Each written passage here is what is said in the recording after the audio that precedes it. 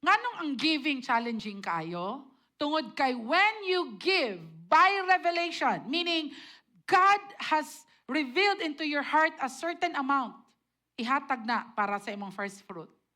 When you learn to listen to the Holy Spirit, and when you learn to obey the Lord, revelation by giving, you're making that decision that, Lord, una ka sa akong life. On a daily basis, una ba si Lord? Or una imong trabaho? Una imong negosyo? Una imong anak? And the Lord is a jealous God. Ayaw hulata igsuon na mo kamang ka sa kalisod o sa kasakit para lang makasabot ka nga dili na day si Lord imong giuna sa imong life.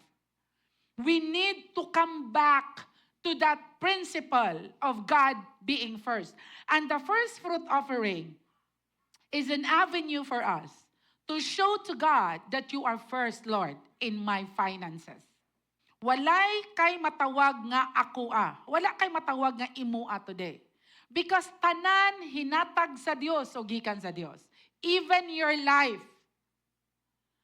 That's the reason why, ingon ang Bible in the book of John, if you love your life, you will lose it.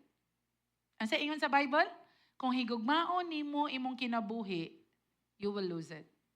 Pero kung imong higugmaon ng Dios, i-add niya sa imoa ang abundant nga kinabuhi. Most of the time, our concept with money is ako ani. Hinaguan nako ako ni, para ni sa akong future.